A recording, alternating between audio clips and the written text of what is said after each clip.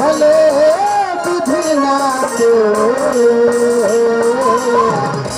कहूँ धारा माना कैला कहूँ धारा माना कैला कैला पाप करे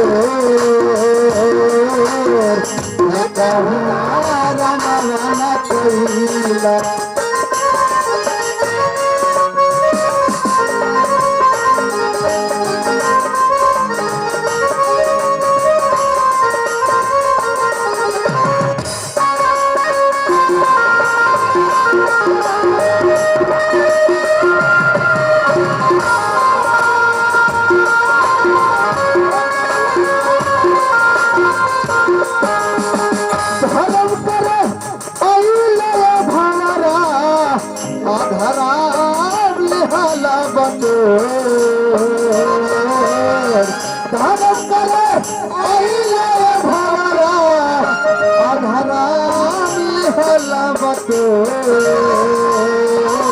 कहूँ धारा माना कैला कहूँ धारा माना कैला पाप करो कहूँ धारा माना कैला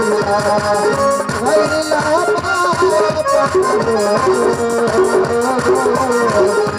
कहूँ धारा माना कैला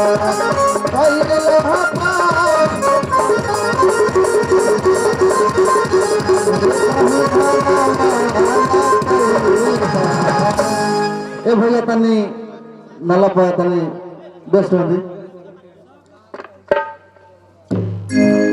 हेलो, ये बिनकेश भाई के हम पुष्पकर पंचायत समिति 500 इनको हम हार्दिक अभिनंदन करता हूँ भाई के मैं अपने तरफ से। अरे जी हो इसलिए आवत रहो पैसा पैसा पैसा लुका के।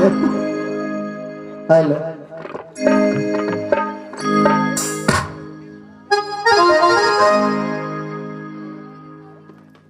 हाँ रिकॉर्डिंग 12 पसंद पर तरीको। हेलो